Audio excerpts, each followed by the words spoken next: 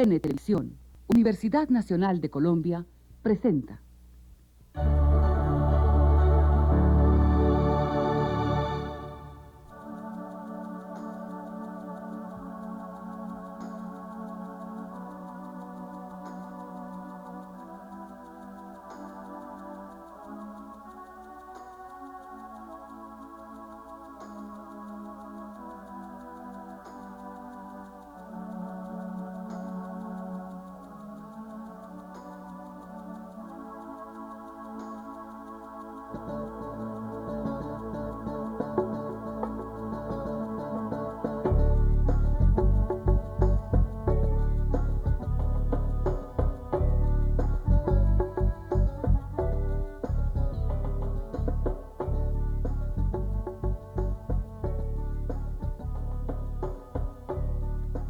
Ahí hay algo muy importante para ti y para mucha gente. Tu encuentro con Camilo Torres. ¿Cómo fue? ¿Cuándo fue? Cuéntanos así, con tu sentimiento y tu sensación, tu primer encuentro con Camilo. Fue en el Ministerio de Agricultura. Él estaba terminando sus estudios en Lovaina de sociología y ya estaba pensando regresar. Él creo que iba a ir primero a Minnesota a hacer un cursillo y luego venía a Colombia. Entonces ofreció su servicio, yo lo recibí en el Ministerio de Agricultura y nos comprendimos inmediatamente. Yo vi pues que él era un sacerdote muy especial, que no era como los sacerdotes que yo había conocido en Boyacá, sino, mejor no decir.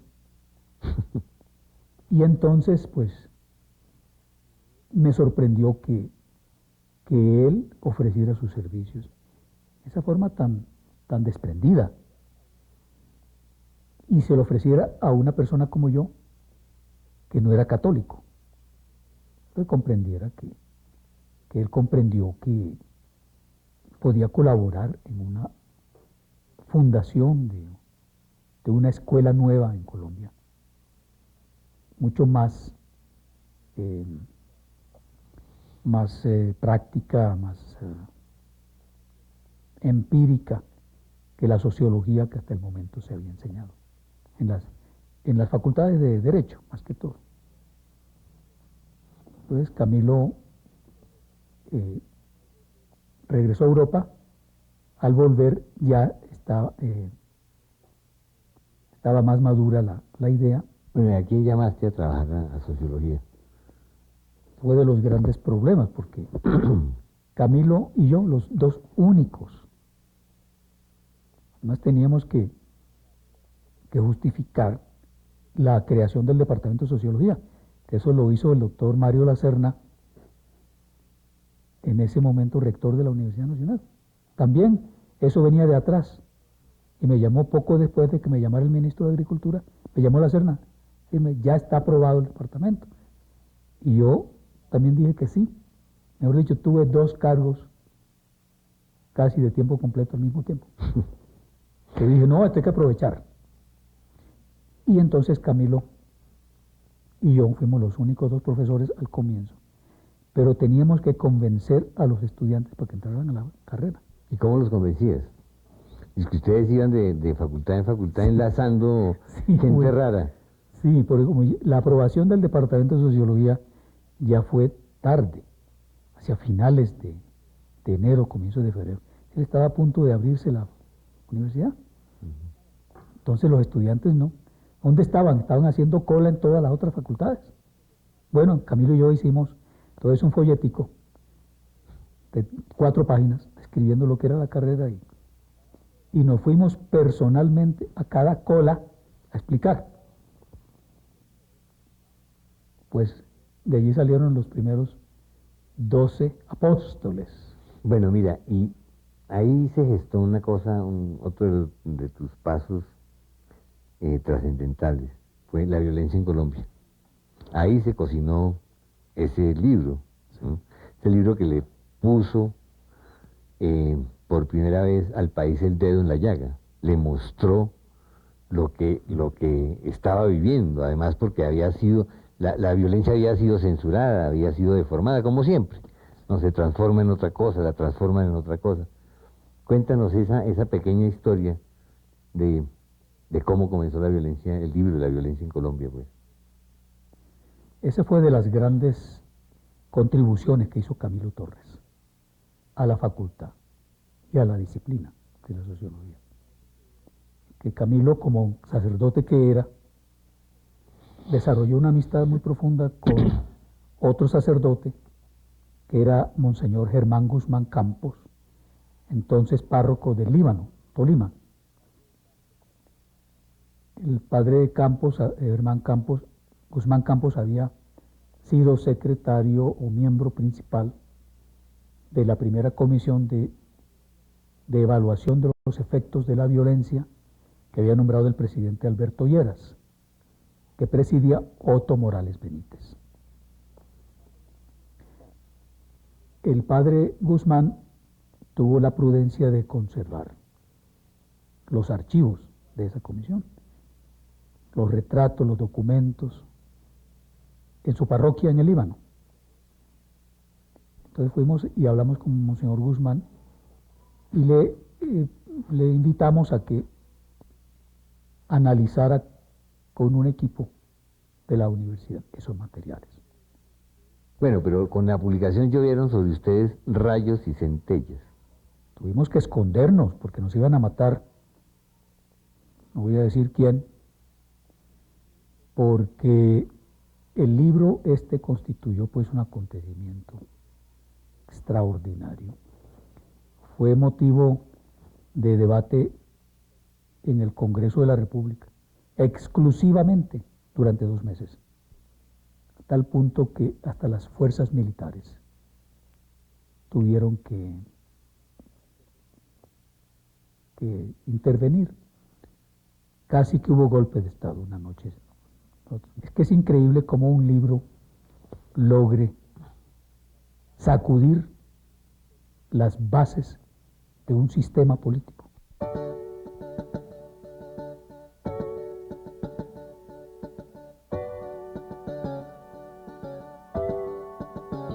Y yo tengo la conciencia de que sigo siendo sacerdote y que aunque no lleve la sotana, el hábito no hace al monje.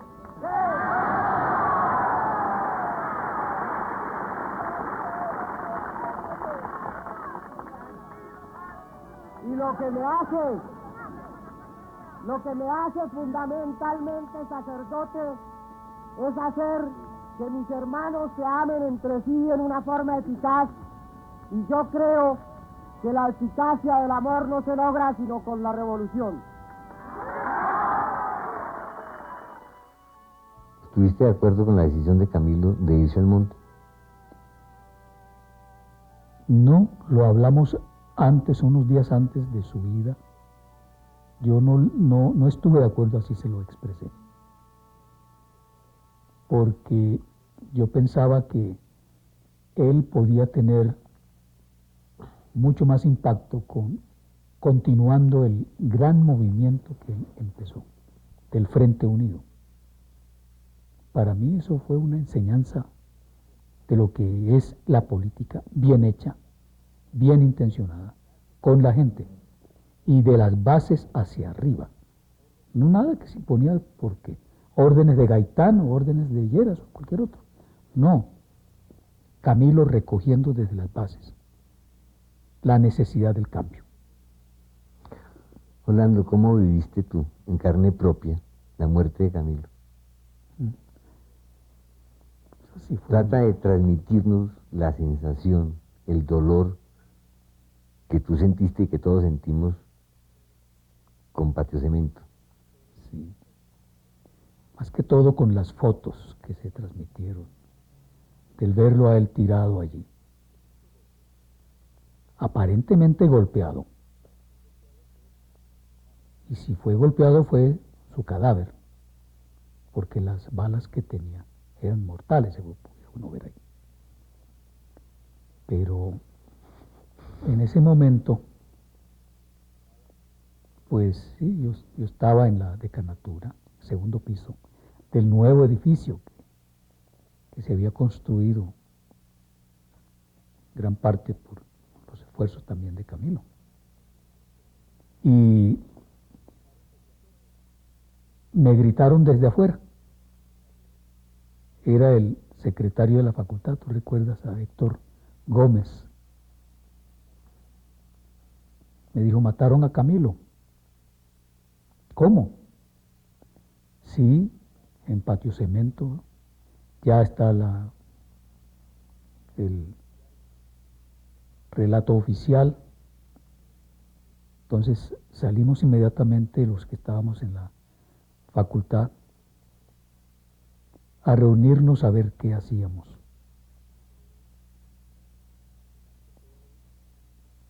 Más que todo en una actitud de impotencia, rabia, dolor, pero al mismo tiempo de no saber qué hacer. ¿Te pasó por la cabeza este Palmonte en ese momento?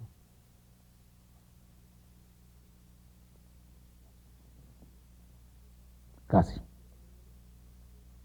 Porque era mucho el dolor, más que todo ver que se despilfarraba, se perdía una oportunidad histórica de cambiar el país. Porque Camilo, a pesar de que yo no compartí su decisión, era un símbolo de esa transformación necesaria. Y con su honestidad, su personalidad, su manera de ser, su tradición religiosa, todo eso pues me daba a mí una gran confianza de que con Camilo habríamos podido llegar a las transformaciones necesarias a todo nivel, pero especialmente en el nivel de gobierno, porque había que llegar al gobierno, no simplemente echar bala en el campo, ni hacer huelgas en la ciudad. Y para era eso tomarse el poder.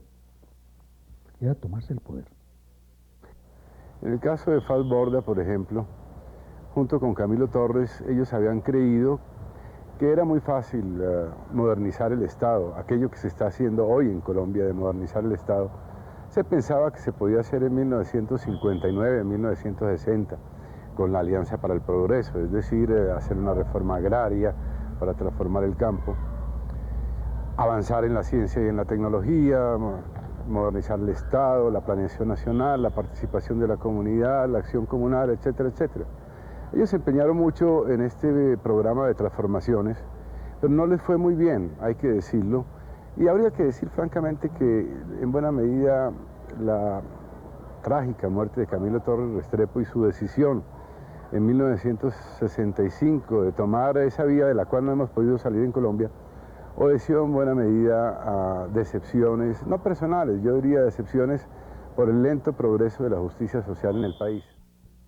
La Facultad de Sociología, a pesar de lo pequeña, pero por la trascendencia de sus estudios, de investigación, el ejemplo inmenso de Camilo Torres Restrepo, la formación del Frente Unido, etc., se constituyó en una piedra en el zapato de la oligarquía colombiana. Ahí había un problema. Se habían encontrado varias corrientes sociológicas. Una, las de las escuelas americanas, significadas en su fundador, el doctor Orlando Fals Borda. Otra, la del socialismo cristiano, significadas en principio en el padre Camilo Torres Restrepo, y algunas marxistoides que se colaban por ahí. Total que había lucha también académica. ¿Tú crees que si la reforma agraria hubiera tenido éxito, la violencia hubiera continuado? No, no hubiera continuado. Sí, la reforma, aquí la violencia tiene origen en las fallas de la reforma agraria. Si se hubiera hecho la reforma agraria bien, tendríamos menos violencia hoy. Eso es lo que yo creo. ¿Tú? Estoy absolutamente seguro, con la misma certeza que ¿Estás de acuerdo? Sí. No, yo estoy seguro de que otro gallo nos hubiera cantado Ay, sí. y se hubiera ahorrado mucha sangre en este país. Chicoral fue la muerte. Porque fíjate que el movimiento estudiantil de alguna manera también está ligado a todo el movimiento agrario que se desencadenó a raíz de la ley de reforma agraria. Pero el movimiento estudiantil, que había sido apuntalado sobre todo por el liberalismo, de golpe comenzó a ser más bien marginado, comenzó a ser rechazado y comenzó a quedar un poco solo, huérfano políticamente. Tratemos de mirar esas luchas esas luchas del movimiento estudiantil, un poco sus causas, y cómo lo viviste tú desde la decanatura de sociología, porque yo lo viví en la 26 o en la 45 echando piedra, pero sí, tú lo mirabas desde la ventana de la decanatura. Sí. Es un poco doloroso recordar esos años, porque llegué a conocer a tanto estudiante bueno, brillante, que les movía un ideal, el ideal del servicio al país y al pueblo común, digamos, el pueblo común y corriente. Entonces, van observando igualmente que en ese mismo campo de donde ellos han venido, surge la guerrilla, y una guerrilla agraria. Tanto el ELN como el EPL y todas las demás tienen sus raíces en esa situación, de la injusticia en el campo. Orlando, tú saliste malherido del movimiento campesino de la NUC. ¿Por qué?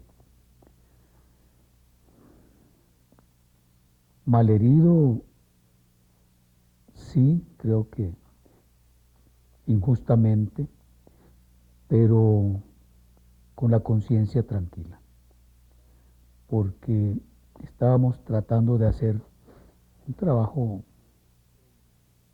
de reivindicación, de reconstrucción social, que creo que todavía se necesita.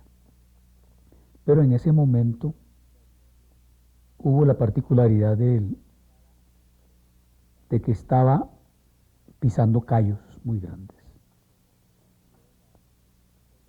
Y era la organización guerrillera, en este caso del EPL, que hacía poco se había formado por Urabá, pero que se había extendido a través de Juan José y todos los otros sitios que tú conoces, a Córdoba.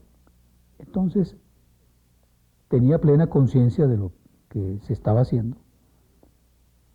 Con el EPL colaboré mucho, ellos conmigo. Hubo una simbiosis muy interesante entre los cuadros dirigentes de Córdoba de la guerrilla y la Fundación del Caribe, donde se hicieron estos primeros ensayos de investigación, acción participativa. Hubo también la recuperación de la historia, la devolución sistemática del conocimiento, a lo que se ha referido también David Sánchez Juliao. Pues bien, llegó un momento en que esta metodología estaba dando tan buenos resultados que las masas campesinas expresaron su apoyo preferencial a la Fundación Rosca. Y en ese momento los dirigentes del EPL sintieron que podían estar perdiendo protagonismo. Y entonces decidieron que debía parar. Nos reuníamos los integrantes de la fundación, en esta fundación, planificábamos el trabajo e íbamos a las comunidades.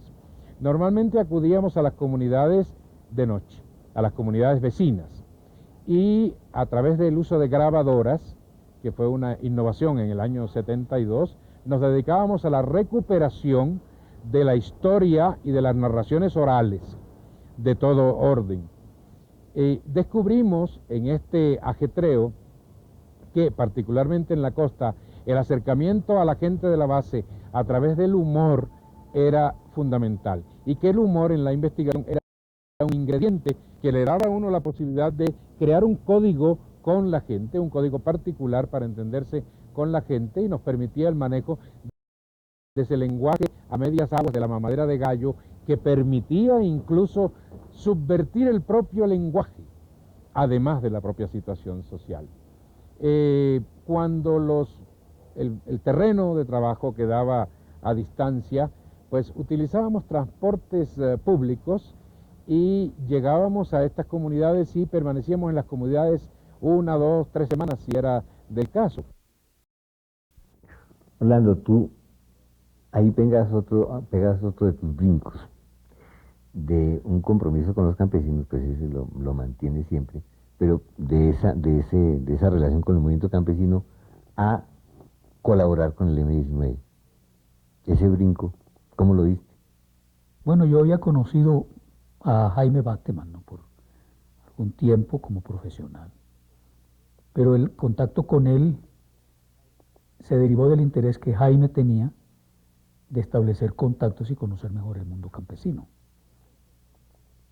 Y entonces, pues yo lo acompañé, le expliqué muchas cosas, lo acompañé a algunos viajes a la costa atlántica, y de allí provino una amistad muy íntima.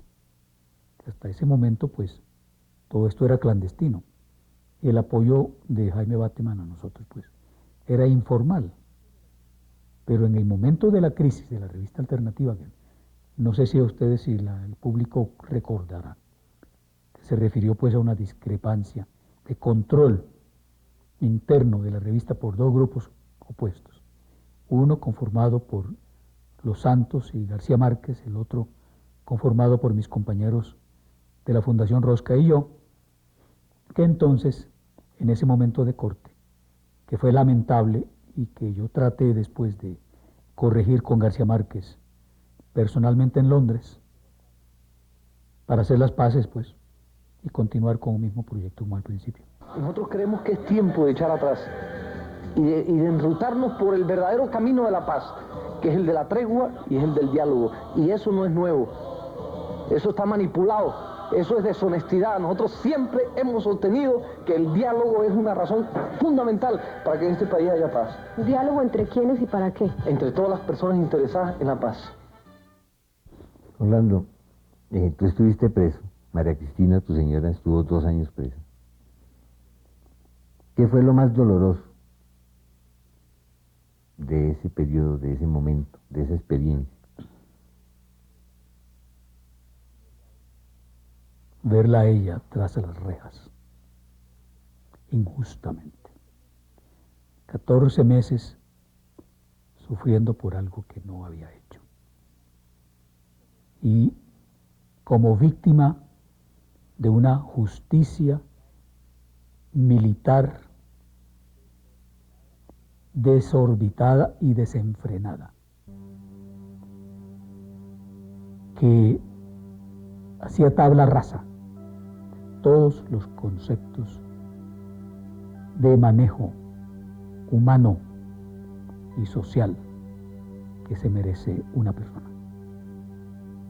Y eso me dolió, no solo como esposo, sino también como ser humano. Y también el ver el fin del proyecto histórico.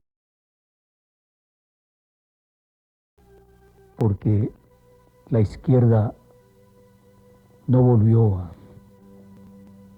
a intentarlo, sino mucho después.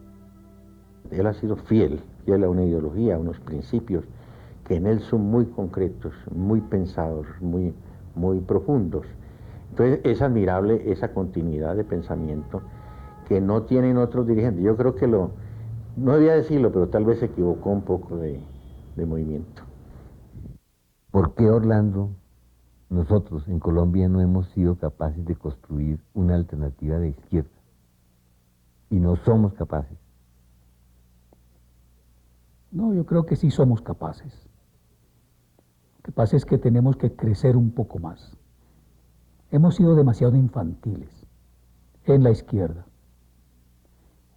Y además de eso, un poco, ¿qué diría? Dando la posibilidad de que nos maten. La destrucción de la dirigencia de izquierda.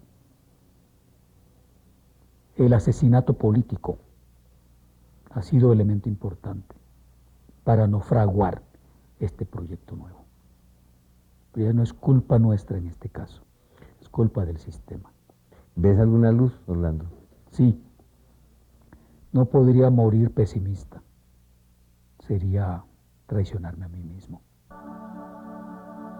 Yo sigo pensando que el pueblo colombiano de base, no el elitista, que ya lo conocemos bien, sino el de base, ese es el que va a reorganizar este país, una vez eche por fuera los lastres políticos tradicionales que se lo han impedido.